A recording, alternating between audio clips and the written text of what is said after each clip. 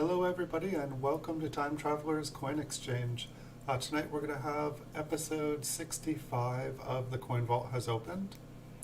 So I pulled out two more rolls for us tonight.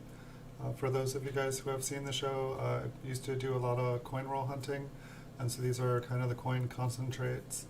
And so some of these coins will be kind of like nicer AU to low MS condition because they came from circulated rolls and bags. And some of them will be clean, some of them will be damaged, some will have errors. So we'll just kind of jump in here. The first coin, actually I closed up the roll here, so let me dump these out. So this one's actually kind of cool. It's one of kind of the older school ones, and it's got a little knob. But it looks like this one originally was a 1925S. Maybe it was a solid date roll. I used to go through a lot of solid date, but I sold off my roll collection. And so 1925S, my first iteration of my eBay store was selling just single coins in circulated grade. Someone needed to fill a hole in their penny book. They just, bought the dates and mints that they needed, and off the coins went. And, when I'd run out of coins, I'd buy another roll and just keep on. That's how I did it. But, eBay fees, postages, everything has gone up and up and up, and it just became not profitable to do that as a business. And surprisingly, some people are still able to pull it off. So here we have kind of an AU, maybe a very, an MS61 or something. I'd say more AU. There's a couple scratches, there's wear on his, so it's not uncirculated. But not too bad looking. It looks like kind of like a later date, a later die state. You can see the edges of the lettering. The higher devices are just getting pushed up into the edge of the rim of the coin. So I don't know, this one it doesn't have any explanation. It doesn't. Some of the rolls I wrote K on, which stood for keep, making me think that they were better. Some had an E for air. These all look really flattened. It looks like something kind of smushed out the B. You can almost see the traction mark kind of go up that way. And it looks, this might have been a coin rolling machine or something, something kind of smoothed down a bunch of the letters on the edges. And I do not think that this is an error. It looks like it's been damaged by something.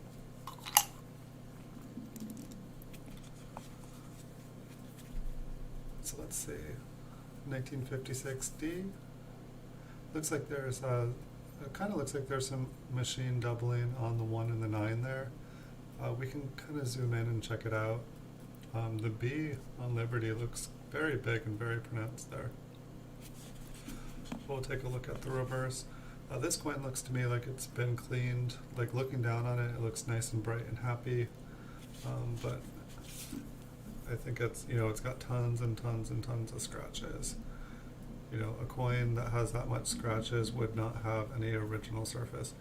I think the 1 and the 9, maybe it's not even machine damage, maybe it's just damage. The mint mark, same. It almost looks like there's a little bit of something hiding underneath. We can maybe come in one. I got the light already set up. Yeah, there's just kind of a little shadow.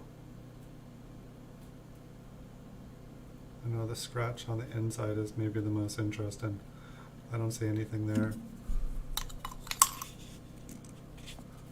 And so most of these coins I was looking at by eye when I was pulling them out of circulation. Just something looked different, and I was just, I was going through a few 5,000 count bags a day of the unsearched wheat cents. And so it's I didn't have time.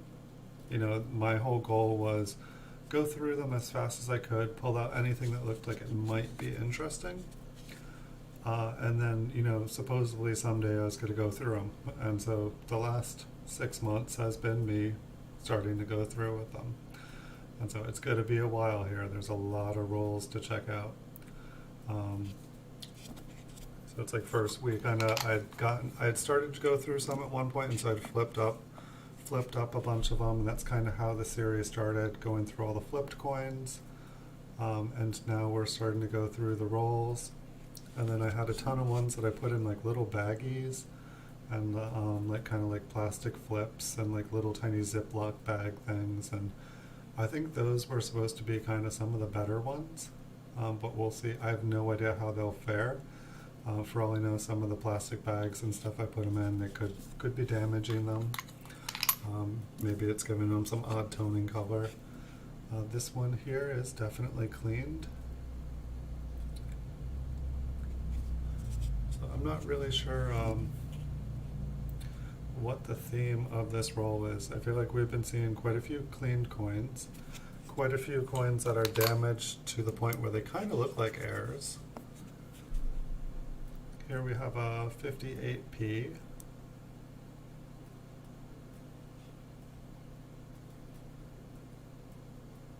It's interesting, like there's a lot of luster on it, but it's become very, very dull.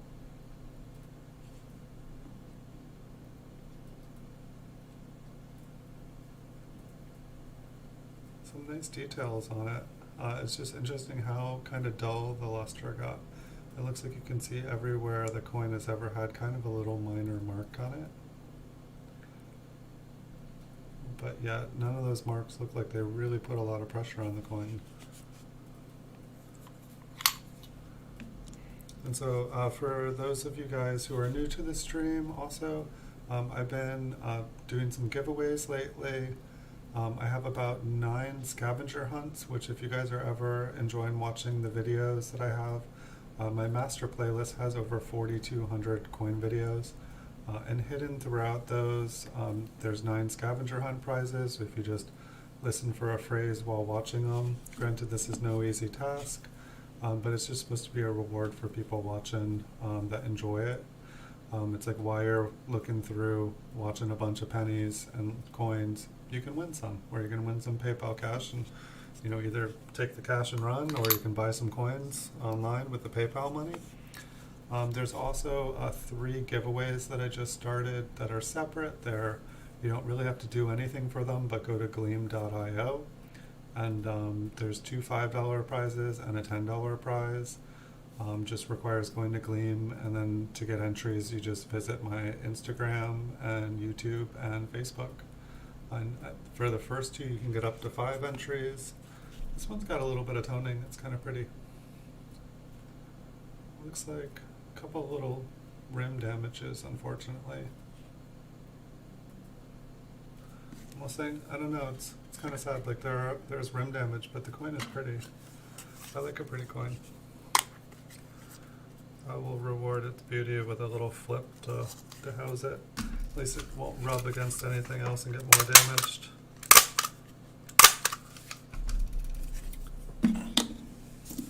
And so anybody that's wanting to, the giveaways were basically just supposed to be a thank you. Like everybody's support has been awesome, and we've been able to make 4,200 coin videos. So it's just a thank you to people. And when and if we get a little bit bigger here on YouTube, I can start making the prizes bigger. I have never worked with Gleam before. They just seemed like they had a really good reputation. They do all the work. I'm going to put this one in a flip too. It's definitely better than the average. It's not hard to get a 1958D and uncirculated, but maybe it'll go out to as a gift to somebody, a prize to somebody at some point. I wish it was cheaper to send coins to people. It's 1955, looks like it's got a little damage. Later die state, everything's being pushed out towards the edge. Looks like the reverse die is the same. Almost looked like there was something interesting going on in the wheat ear there, but I don't see anything.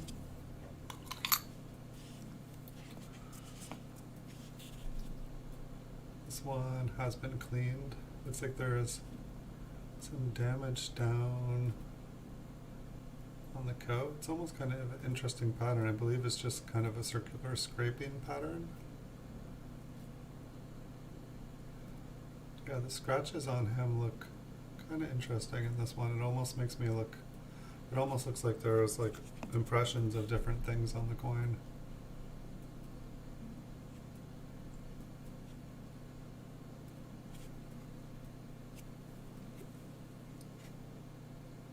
It's kind of like a pinky blue. Huh. So how's everybody doing tonight? You guys all having a good weekend? It is Saturday night. So hopefully we'll start finding some errors. We had some really good luck in the rolls last night. Almost. In the center of this one looks a little bit interesting. I can't tell if that is, we can zoom in on this. Let's see if it's like a lamination error in the center here. It's like I don't think those would be some weird looking scratches the way that they're kind of choppy. It looks like the surface here on the E and next to the N, we can kind of scout around too and see if they're, yeah, it looks like it kind of, there's a crack that goes up to the wheat ear here. I don't know if there is something else. The E there and the P look a little bit doubled. That might be machine doubling. The wheat ear looks a little doubled, actually. Or did it? Is it a shadow? Come on, we can do better than that. Yeah, probably get a little bit shaky here, but we'll be able to see it clear. Oh, I'm too far zoomed in. Like, not that again.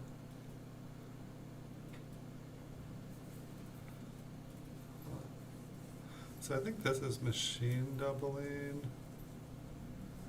Okay, yeah, and we have the doubling on the wheat ear too. I'm gonna zoom back out. See if there's any doubling on any of the lettering in the center. That E kind of looks like it has doubling on the top. But I do like for sure what this has is it has a lamination error in the center here. So I'll put that one in a flip. I don't know, I gotta get better at telling all the different types of machine damage. I feel like I ask a lot of people, they're like, yep, that's machine damage, yep, that's machine damage. I guess it's more of learning what all the different, ways that are doubling are. Just, I know that there's a lot of different kinds of double dies, and it's like if I learn just what those are, it'll probably be easier to identify. And I've read the books, I've done it, I've watched Chuck on Copper Coins a lot. It seems like he's a really good person to learn, and he seems to be really good at giving clear answers. I'm one of those people that I need to see things over and over again, and I need to ask, like, well, what about this? What about this? What about this? It's like I'm really good at math, but before I can get really good in a specific subject of it, I need to ask 1,000 questions.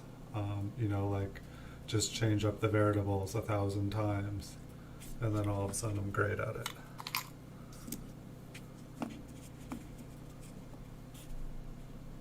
Let's see, in 1958.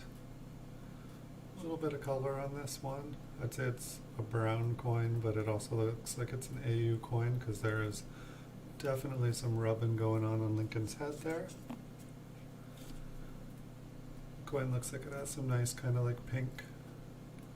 It's kind of like a bright pink brown. I have no idea what I'm going to do with all these AU coins. I figure maybe get some key date coins and then do like a lottery or something like that. We can get a swimming pool, and I can throw 1,000 envelopes into it, and people can somehow pick one from it. Maybe I can get a claw machine that can reach into the swimming pool, and people can control the claw arm from some computer program online. Seems like it'd be cool, a virtual claw machine, like clawmachine.com, and you go you go to the website and you can use your like keyboard to like move around, or use your mouse to move around the claw and then click the button to drop it. Maybe it already exists. So here we have a 1910p. It's got some interesting color on it. It definitely looks very, very smooth. Probably been cleaned, extremely circulated. If it hasn't been cleaned, I want to say it's been cleaned because it's got some color on it. Normally by the time a dull coin like this is kind of like beaming with color, it's usually been cleaned in my book. But for a very, very smooth 1910, it definitely had some nice colors to it. 1945D here. I feel like the focus could be a little bit better. Okay, there we go. Hey, Sav Weber, welcome back. Good to see you again. So we just got started on this roll about 15 minutes ago. You haven't missed anything spectacular yet. Somehow I ended up doing another Coin Vault Has Opened episode tonight. Still have all the Mancellos. I just need an hour to figure stuff out before I like to try to go and search online for every variety and stuff a certain date or mint can have. And I've just had other things I've had to do. And for some reason I wanted to do Coin Vault Has Opened. It's like I'm saving the other stuff because I really enjoy looking through the Mancellos. But I think the last couple nights I've been finding some good coins in here, so I've just been kind of excited. How are things going for you tonight? How's your Saturday night?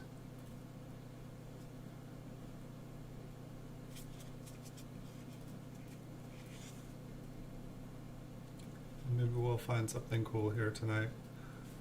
Just don't know. It's like I remember finding so many cool coins, and it's like I feel like there is a ton that I still have not even found examples of. So I'm definitely hopeful. Like I felt like last night's rolls were really good.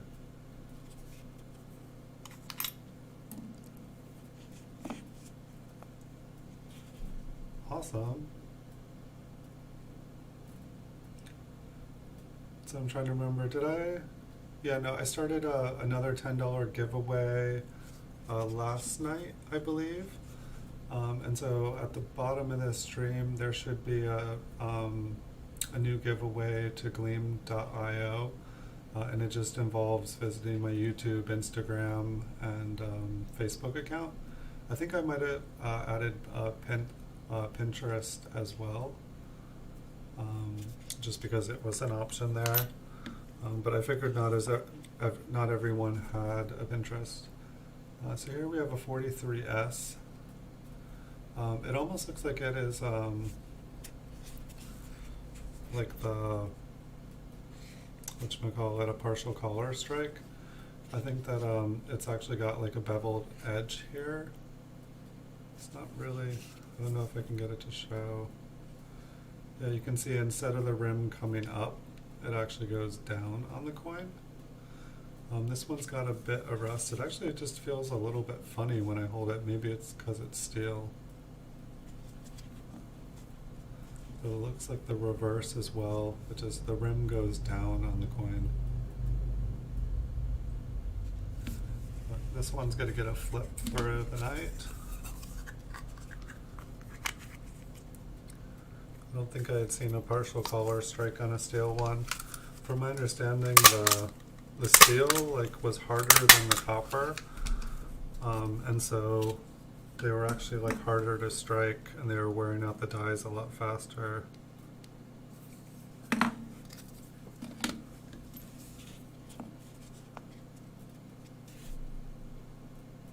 see, 51D.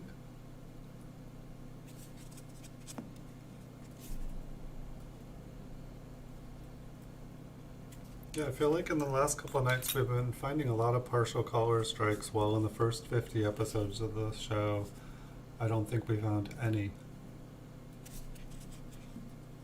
Like last night I think we had a 1951 through 1955. It was just like one after another, practically in order. This one's got a little bit of color on it.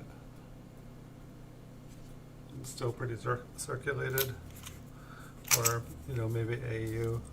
This one looks like a nice chocolate brown.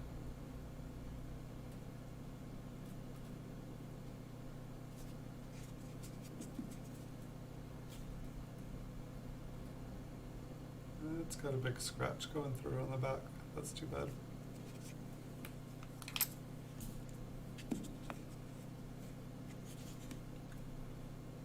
And this one's got some pretty good wear on it. Does it have a beveled edge as well? It does. Front and back, or at least half of the back, or yeah, about half of the back. It's too bad this one's pretty worn down.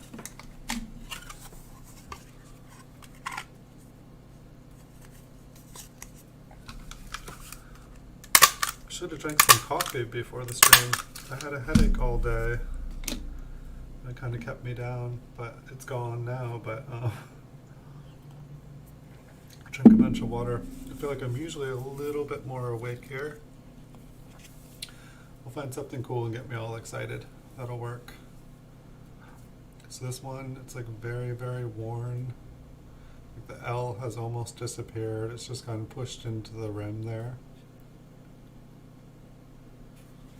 It's like I put away a lot of these. Like I thought that they were really cool when I found them.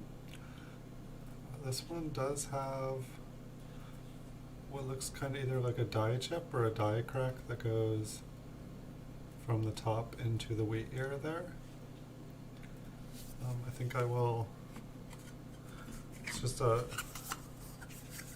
it's kind of like a nice example of late stage die wear, or like the damage that it does.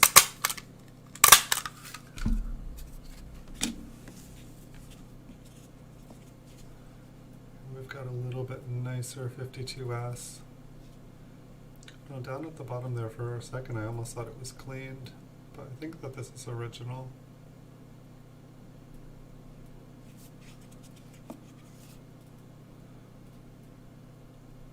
A little scratch on wheat ear. I mean, it's like you can see a bunch of little tiny scratches there on the bottom. A little bit of kind of blue silverish toning. And I don't think that this one is probably not worth more than about $1, but I think I will give it a little flip home. Hopefully give it a longer life.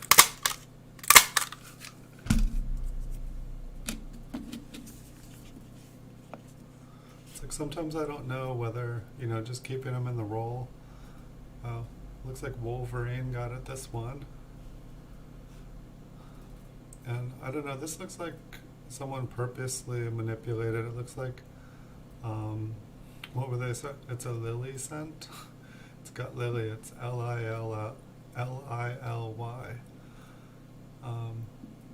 Maybe this was like a token of love to someone, but they kind of slashed it up. It's a lily air. I'm not sure quite why I put this one away. Here we've got a 1952P.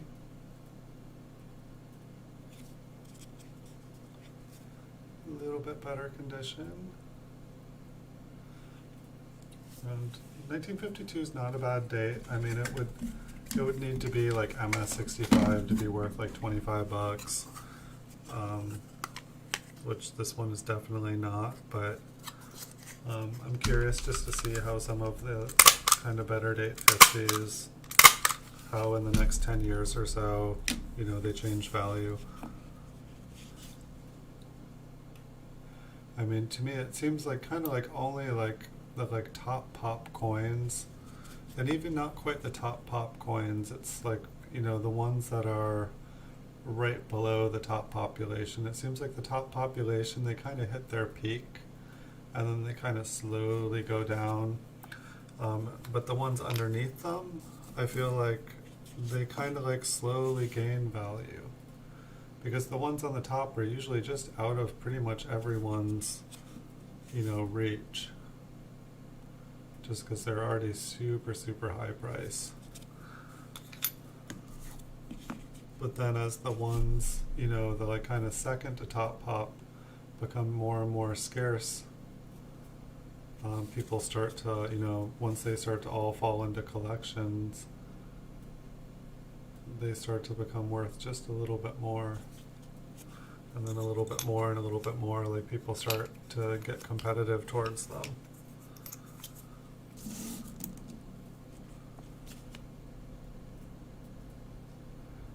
It's like some coins are just never destined, once they're found, they sit in a collection for what seems like eternity to the coin world. And then, once in a lifetime or once in every couple generations, they come up for sale. But some there's, several hundred or 1,000 of the grade. And so as long as there is a good supply of them out there, the price stays kind of low, but it's when people kind of have to start competing to get something of a certain grade. Kind of looks like the E has a little die chip on it.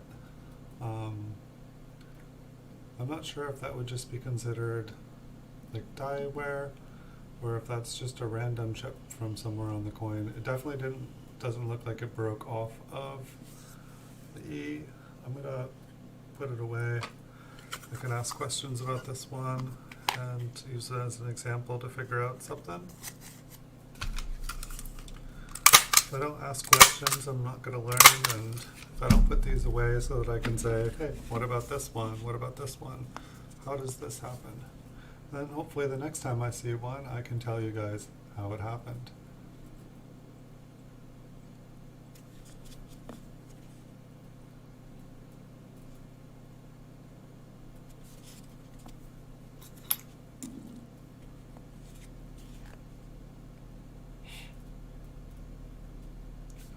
I feel like the first times that I found really strong machine doubling, I was so excited. I thought that I found a double die, really, really, really excited.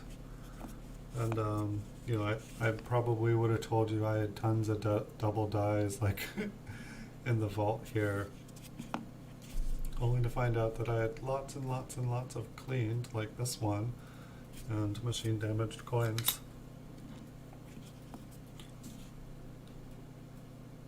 There's probably some double dies that I just don't know, the specific thing to look for. I probably have quite a few double dies in my collection. I just don't know that particular double die, and so I haven't been able to spot it.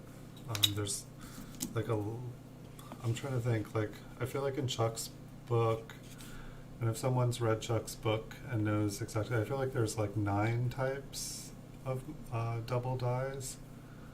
At least that's what I believe I remember reading. And so each one of them kind of happens in a different way. It'd be fun to read some of his books sometime, except for, that's his work. And I don't know. It seemed like it'd be fun to have a YouTube channel at one point, just reading books. But it's all the people's work is copyrighted, and they spent a lot of time doing it, so it just seems like if someone's going to get to do it, it should be the author, or it's orchestrated through. But it's I see people reading books, but it's I looked into the laws and stuff around it, and it seems like it's a no-no. Let's see. Kind of looks like there's, I don't think that's a scratch. I think there's a die crack on Lincoln's shoulder there. The 3 looks kind of doubled. I believe if we were to zoom in, it would just kind of fade away. We wouldn't see anything. Lincoln's ear there looks a little funny up above it. I think there's a couple of die cracks in his head. This one looks really shiny, it's BU, but it's I just feel I feel like it's been cleaned. It's if you look at the wheat ear over here, it's just kind of smooth. It's not all crisp. And then the wheat ear on this side too, it looks like the left side of it is just really smooth. Um, Maybe it's a little bit of like a later die stage. Like if you look at all of E pluribus unum, it's trying to disappear up into the rim. Everything's kind of stretched out. Hey Blue Sandy, welcome. Have I seen that? No, I haven't seen the, I haven't checked the ANA site in a long time. What kind of videos do they have, Blue Sandy? Are they grading videos? Are they like educational? That would actually be useful. Like PCGS was like putting up videos for a little while, but it was like they didn't, they would talk about different things, but then they would, you know, they would be, using an example of stuff with one kind of coin, but not show what it looked like on all kinds of coins, and they didn't have a lot of material on like Lincoln Cents. Like, it was like everything I could watch in an hour. But welcome, good to see you again. And I'll have to check some of those out. Any good ones in particular? I always like to learn more, and so if people have found some good knowledge on the internet, I'm always happy to learn. That last one looked like it was cleaned pretty good. 41S.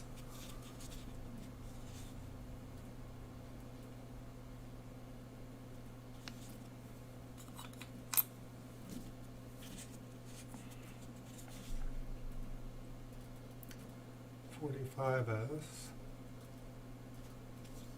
So it looks like we've pretty much cruised through this roll, but I have another one sitting here ready to go. Hopefully the next one will be filled with like super awesome stuff.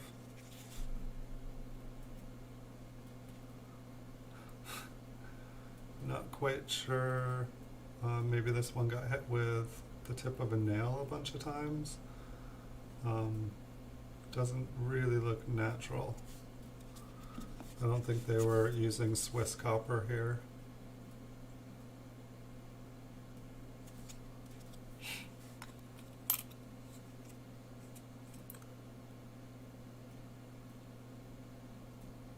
About 2 hours.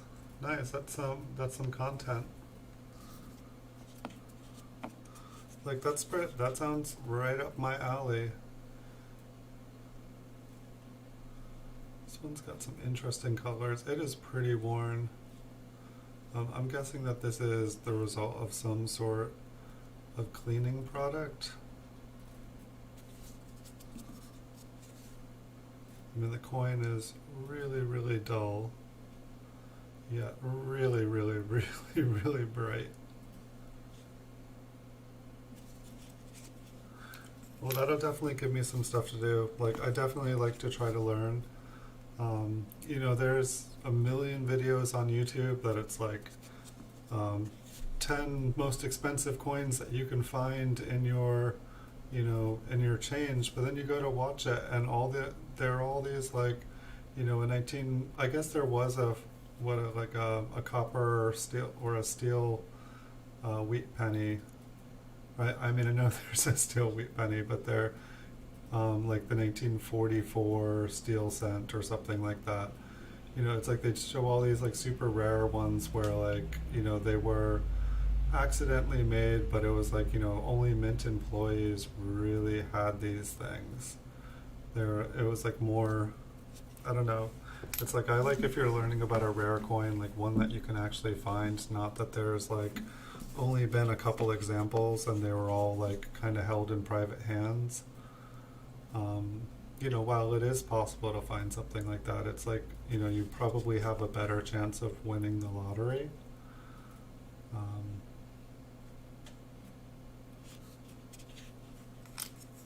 Alright, so that is that roll. And I have no idea, I'm going to grab some water, makes it a little easier to talk.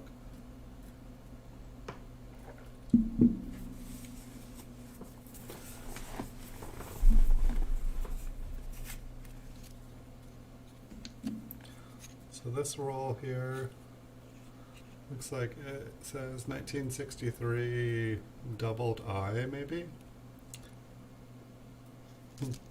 Well, these are not 1963s, and I have no idea what happened to the roll of 1963 double-eyed.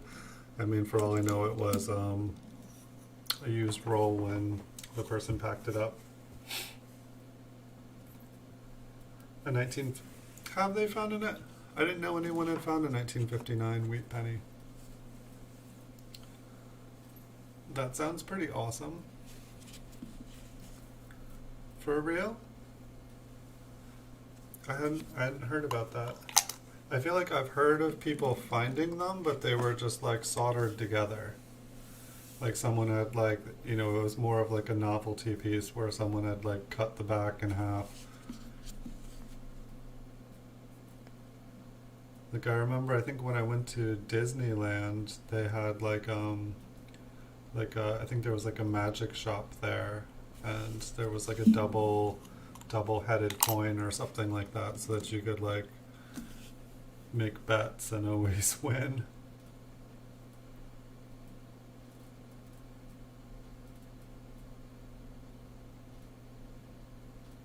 Have I checked? Yeah, I've checked Wexler's. I've got Wexler's book up here, the authoritative reference on Lincoln cents. I need to read it. I got it for my birthday this last year, and I read Chuck's book first, and then I've been reading another book, which it was, I think, like fact or myths and facts about U.S. coins, and I'm not done reading that one. It got covered in coins. I need to do, but it was like I made the mistake of buying like 1,000,000 coins and then buying the books, and now the 1,000,000 coins, now I bought the books, but the coins are like falling on top of the books, and I'm having trouble keeping up reading them, but I definitely need to. Is Wexler's, or who runs the Variety Vista?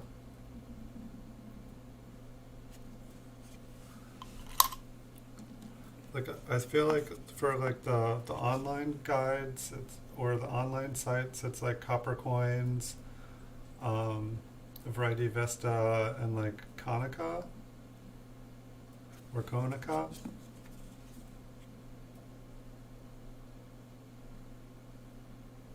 I feel like I've been to.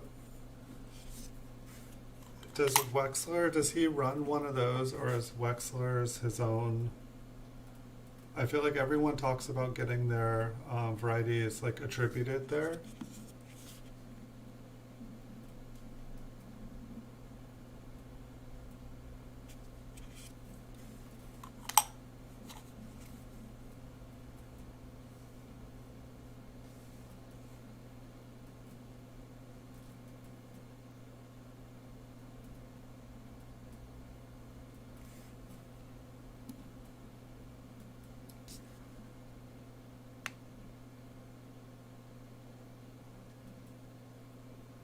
Yeah, they have them with pictures. Yeah, the pictures really help out. I wish that like, I mean, I feel like Variety Vista, you know, not only will it show you like the specific part, you know, to really look for, but it'll kind of show you how all the different parts of the coin look, and I really appreciated that. And it was definitely interesting too with Variety Vista how like it'll show you kind of like how they've like kind of like not only got one picture of it, but they have like the different pictures of the die state as it changes, because like a lot of the varieties, they'll change. Like they change slowly over time, and so it's like if you have like an early die state, it'll look different than the later die state.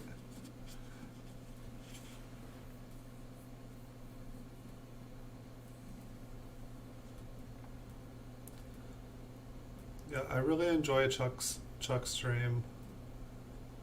It's like I feel like every time I watch it, I learn something new.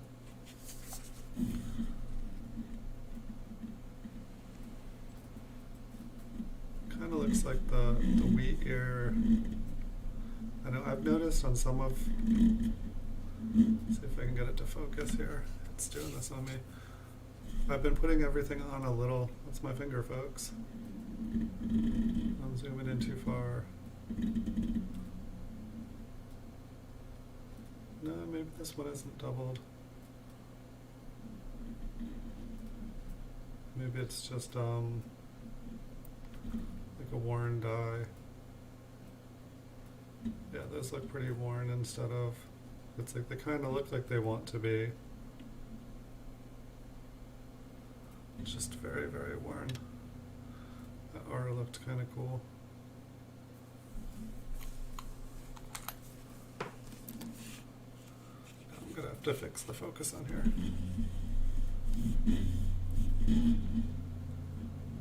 I think my microscope, it's a Dynalite, I think it has an autofocus on it. I've just never used it. I should really experiment, because it would be really fun if I could just put the coin in front of it and have it autofocus.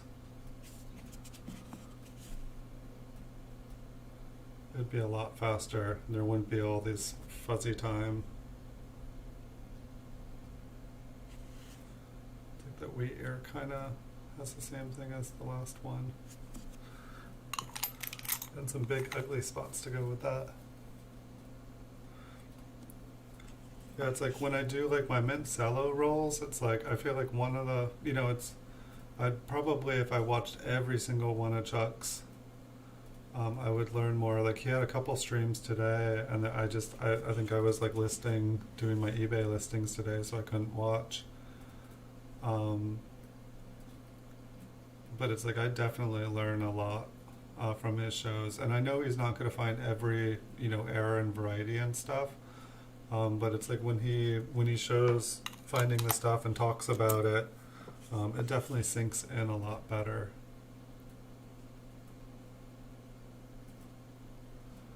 This one's kind of interesting, I think. I don't know, it must have been clean, but it's interesting how everything goes in the same direction, like it says diagonal striping.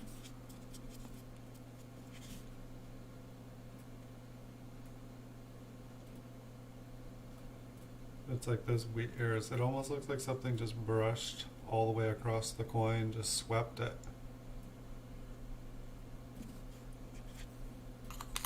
Yeah, I'll have to check out the ANA.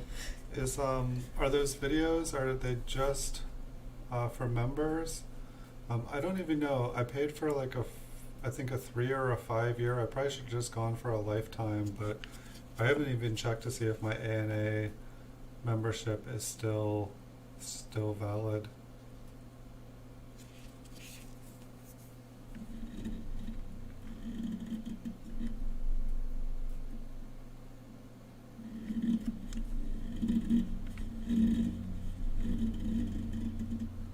We'll zoom in on this big green thing.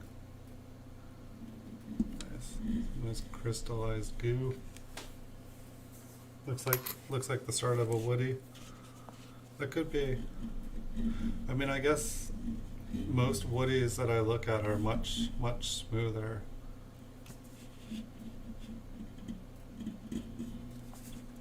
Although I have been getting like higher and higher grade woodies. Like I think I have a 1932 P that's like MS64 red brown. I think I had a 1919S that was a really nice woody, but I think it sold a couple weeks ago.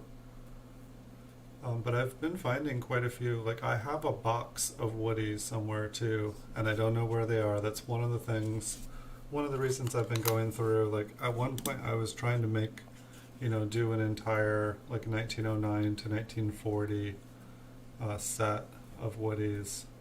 I can't find it. I think that it was in a box, and I cannot find this box. I don't know if it got just put into rolls or if they got flipped, but I'm just gonna have to keep on searching.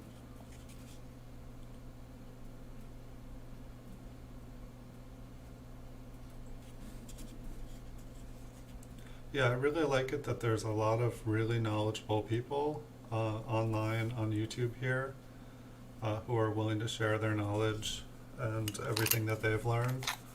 Because pretty much my entire life, it's just, it's kind of almost like I'm like tried to self-educate myself just by like looking through millions of coins.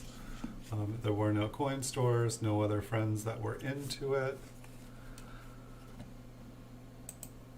And so it's like I've just tried to learn, and then coming on YouTube, deciding that I'm going to make videos of it, because I'd made a couple videos a long time ago, like 6 or 7 years ago, and then I was like streaming video games, and I was like, how come my coin videos that I made that were like 20 seconds long have 10,000 views, but you know, like the games that I'm playing, they only have like a couple. I'm like, I'm doing the wrong thing. And I was, you know, selling coins on eBay at the same time, so I was like, I'm gonna make videos of my coins and put them on YouTube. And then I did that, made a few thousand videos, and then I was like, wait, other people are doing the same thing. I should go and check their channels out. And it was at that point that I feel like I really started learning, when I started trying to, you know, see what other people were doing.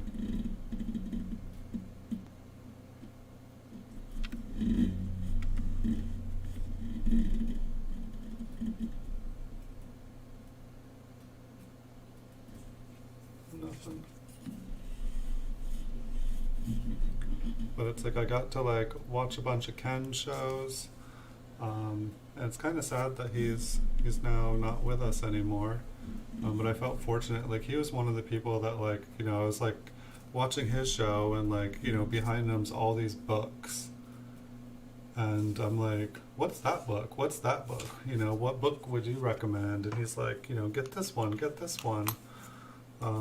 And so I just pretty much went out and, you know, like when people asked what I wanted for my birthday, I was like, you know, Walter Breen's Complete Encyclopedia of U.S. and Colonial Coins, you know, looking through Lincoln cents, the authoritative reference on Lincoln cents, like, and I got one coin for my birthday that year. Like in some of my older videos, like I had a 1933, a 1933p Lincoln wheat cent that was like bright blue purple, but that sold last week. I was kind of bummed about that, because it was like I bought it for my birthday, put it up for a price that I thought nobody would buy it for, and then somebody gave me an offer I couldn't refuse. And so my birthday present, my one coin, is gone. Now I have to find another one. Yeah, I really liked Ken Peavy's channel. I wish he was still with us.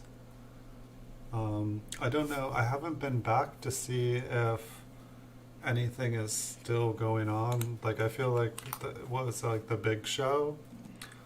I was just starting to watch that, and then I saw a thing saying like that The Big Show on this time, and I'm like, is this just pre-scheduled? But it sounded like people were doing a show for him, and but I didn't know if someone took over it. Oh, that's awesome that his family is maintaining stuff. I will definitely go and check it out. I think it was like kind of making me sad.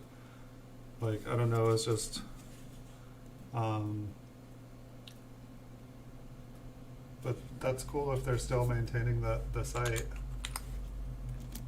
Like that's what you'd always hope, is that, like, you know, a family would, like, you know, keep things going.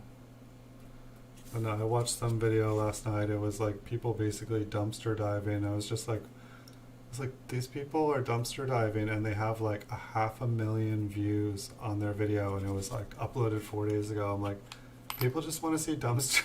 I was just, you know, trying to watch some, you know, just check out some different, and it was just like a dumpster full of like people's wedding photos and like all their, you know, all their stuff. And it was just like, it was really sad. It was like, you know, like their family came to clear out their house and just didn't care about any of their stuff, like all their treasures, like everything just thrown in a dumpster. But I'm glad that like Ken's family is like keeping things going. Like he seemed really smart. Like he seemed like he knew everything about everything. Oh cool, Paula Bloom's taking over? Or is it Bloom or Blueham? Yeah, I think I met her on his channel as well. I didn't know who she was as well. I could probably take some more time watching people. I feel like in the beginning I only knew a couple, so I would go to the same channels all the time.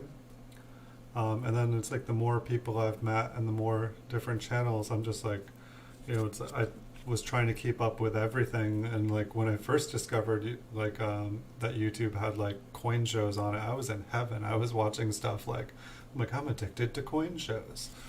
Like this could be really bad for me. Um,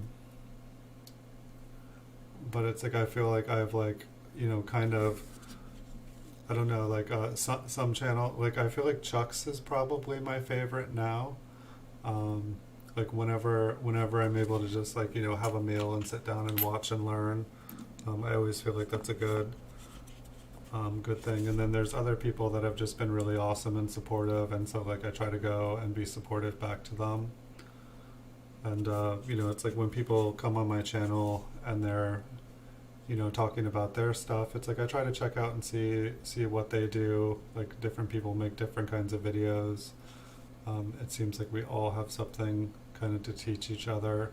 If we all sit and listen, we all have something to learn. And I think that is just damage. It almost kind of wants to look like a lamination or something. It just looks like it really is just like a little choppy mark. Maybe there was like some glue here and somebody like tried to like chisel the glue off.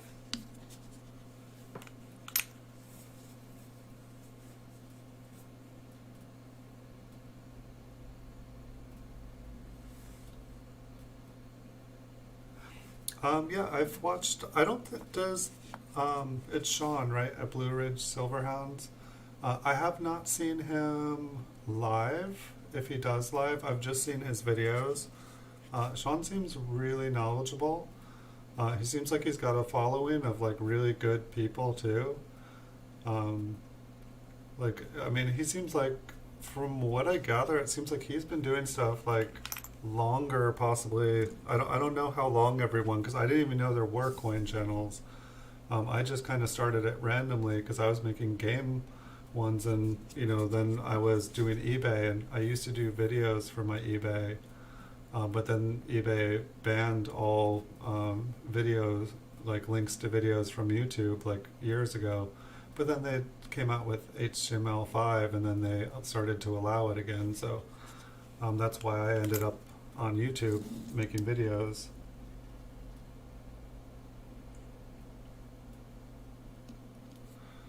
Was there a strike through on one of them? I didn't see one. Yeah, he does a lot of videos. I can't I've watched probably about 100 of his videos.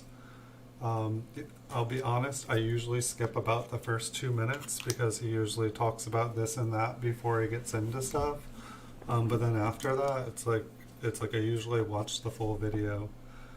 And I understand why different channels do that, because you never know where people are coming from. Who knows, maybe I missed some good stuff in the first minute. But it's like, someone, their first time on the channel, that they might be coming there from anywhere and not have any idea. Yeah, strike throughs are definitely not something that's usually on my radar that I'm really good at picking up. Was it the one that I was saying, maybe kind of like a lamination where I kind of had a shiny spot where I thought glue was, and then like a little kind of choppy space above it?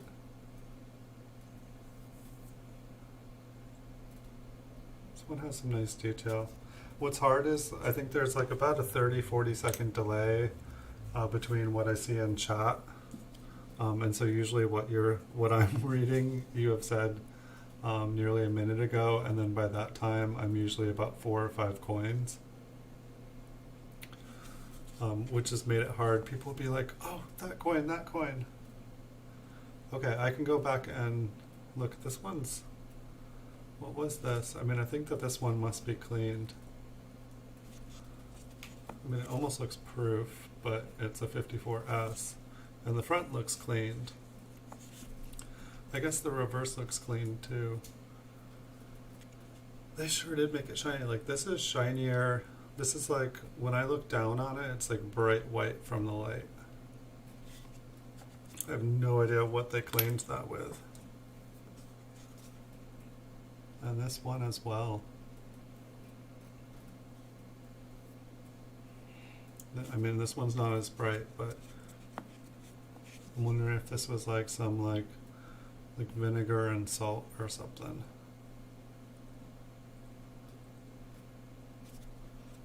It's interesting, like I don't know, it's like when I try to learn something on YouTube and I search to learn about a specific thing, like I get not what I search for, but like I get what I feel like YouTube wants me to watch, what other people are finding interesting. And so I don't know, it's interesting. Like there's like a million videos that are like, this penny's worth $1,000,000 in your pocket change. But I'm not really ever finding, like how do I grade this, or, you know, like how do I, what's the different tiers for bulk submission from PCGS? Like if I wanna, what would be the cost of getting 1,000 coins graded instead of 100 coins graded?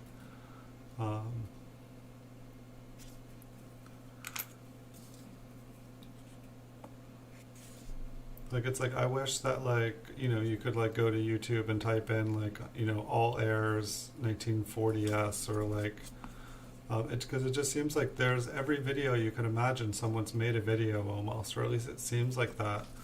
But it's like for my videos in particular, like it's like the title will be like PCGS graded 1957D MS66 wheat penny.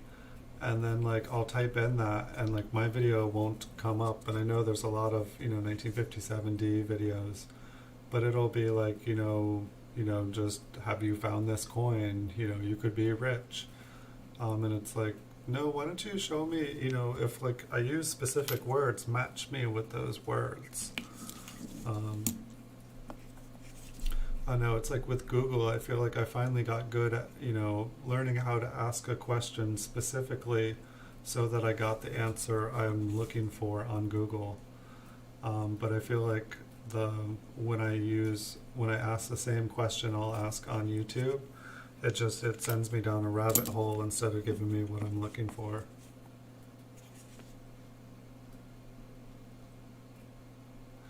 Yeah, maybe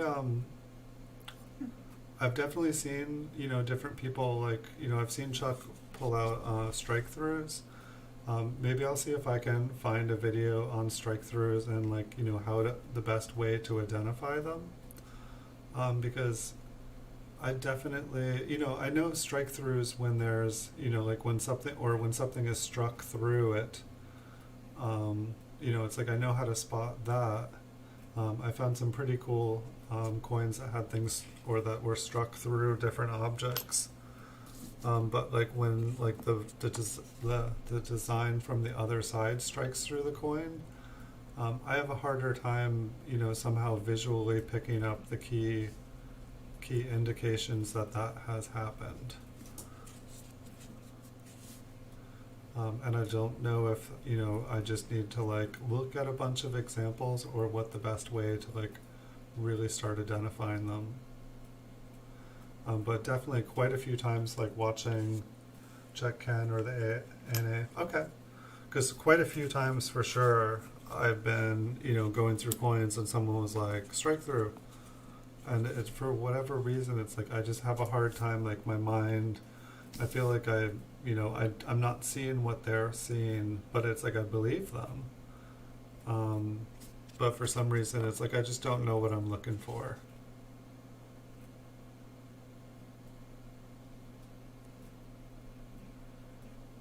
It's like the T on this one has so much raise, and there's like a little extra on the S here.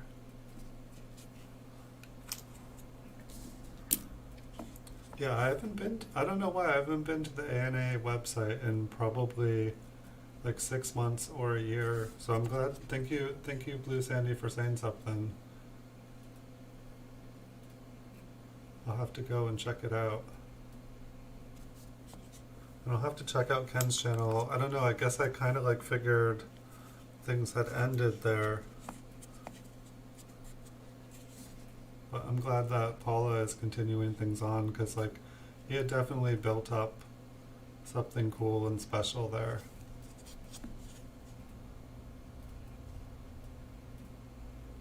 And it was also like, I don't feel like, I'm pretty sure I had notifications on First Channel, and I don't think I've seen anything like at all. And so that was curious too. I guess that's why I thought I saw on Twitter one person saying like, "Hey, join us at the show," and then I asked somebody, and they said, "Oh, it was because I had missed it," and they were saying, "Oh, it was more of kind of a remembering Ken kind of thing." Um, and so I was like, "Oh, that's too bad I missed that." Oh, okay. So okay. So there was a lapse. That makes sense then. And I've been crazy busy for the last couple weeks. It's like I've been saying that I would, start doing the mint cellos because I have like 20 rolls of mint cellos from like I have like a bunch of proof wheat cents like from 1956 to 1958. Like I probably have like three. No, I probably have about 1,000 proof mint cellos like from 1956 to 58.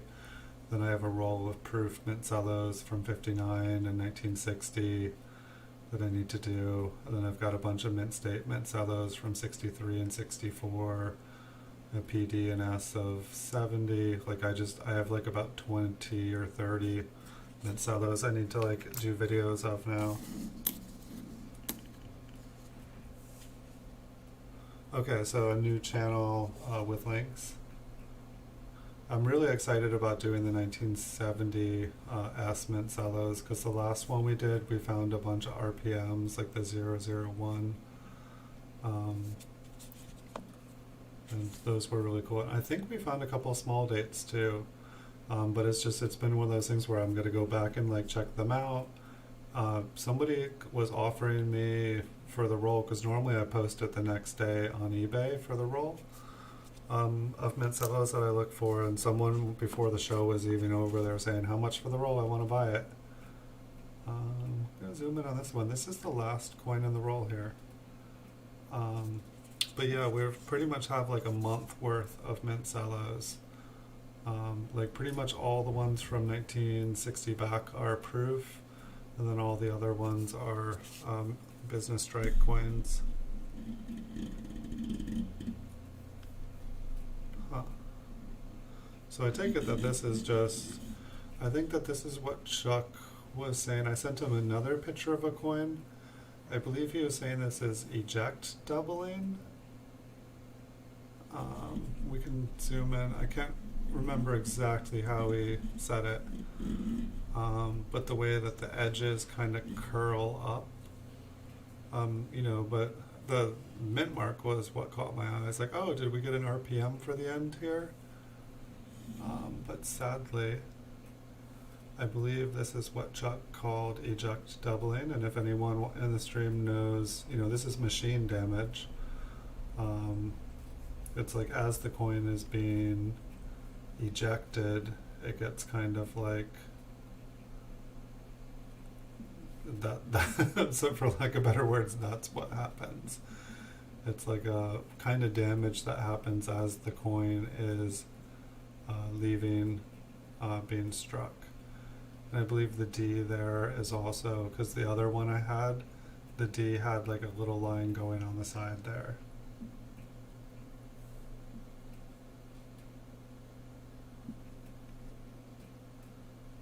Let's check out Liberty here, and then I can go back over the other side. Alright, so there's some eject doubling on Liberty as well.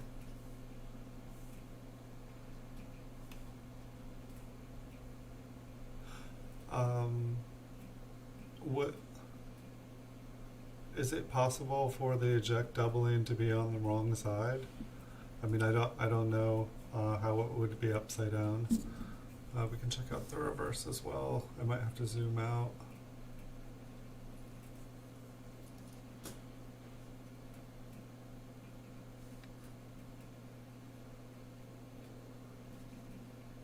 Not many errors. I think we had a couple lamination errors.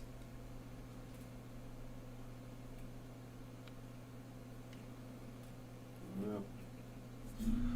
Lost focus here. I don't think the mint mark is upside down. That would be pretty crazy. I mean, it would basically... Yeah, I don't think I have another 1942S here. But I had a question, if you want to take a guess. Is this it? I am not a quarter guy. Somebody sent me some quarters. I think it's the other one. Yeah, it was this one. But like, you know, I've never looked at quarters before. And so this is like the first quarter I ever looked under, you know, the microscope, and I'm just like, you know, the S here had, you know, maybe it's machine doubling on it, but it looked pretty doubled or even tripled. And then if you go up to "In God We Trust," like the entire thing, you know, "In" is kind of, you know, not as impressive, but like, you know, God, it just looks very, very, very, very doubled. It looked pretty cool. So I don't know if this is like, you know, a common, you know, this is kind of like that last coin that we, you know, if it's just like, you know, a form of doubling. This is, I think, a 1999 Delaware, or no, I'm sorry, New Jersey. So it's New Jersey, and what, we got the date down at the bottom.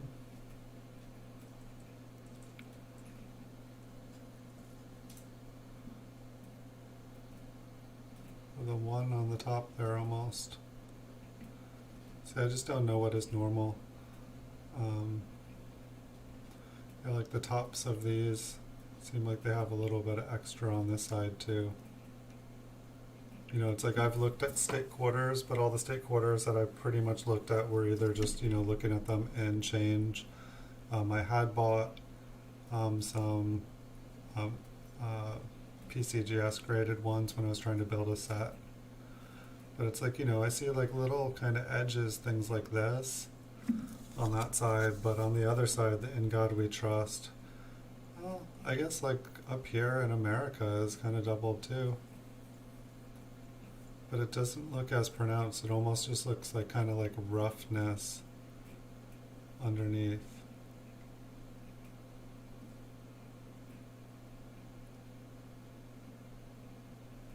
Yeah, it kind of is. But I don't know, the "In God We Trust" and the mint mark, the spread definitely looks a lot better. But I figure at some point the mint mark is not hand punched, so it wouldn't be an RPM at 1999 then. That makes sense. So I figured I would just keep on asking people. I'm assuming it was mint doubling, because it seems like if this was... I did find another one on eBay. Someone was selling it for 36 bucks, but I didn't see any in the sold. So, you know how it is on eBay. You know, it's like I have a few coins that it's like, what is this worth? And just, or, you know, put it up for a price. That just in case somebody knew what it was. That I wasn't just selling it for a quarter. And that's kind of interesting, you know, you really can't see it looking down. I feel like the mint mark I could see from not that far away. I'm just finding you guys. But let's see, it is July 11th today. Tomorrow is Sunday. It's not my regularly scheduled stream, but I'll probably be having a bonus stream tomorrow. If I can get my act together, I will have a roll of Mancellos for you guys. Not sure what year. It'll probably be the first one. Like I just, you know, I got in like 20 packages and I just need to unpack them and then, you know, watch a bunch of videos so that I can try to educate myself, so that hopefully I can take a little bit of that education and pass it on to people. But I guess with this quarter, like, I'm assuming that since it's an S mint, that it is a proof coin. And what struck me about it is that with proof coins, they usually, it wouldn't be kind of overused die.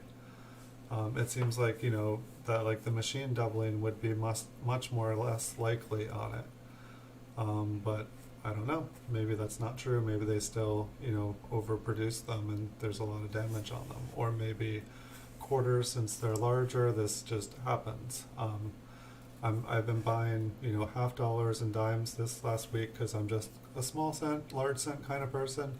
But I'm trying to branch out. I'm trying to learn more. I thought I could learn everything about pennies, and it's been like, 20, 30 years later, and I'm still learning more. And so I'm just like, well, I might as well just, open the book to everything. Maybe it'll help bring everything together, or I'll learn something, about quarters, and that will be relevant somehow to pennies.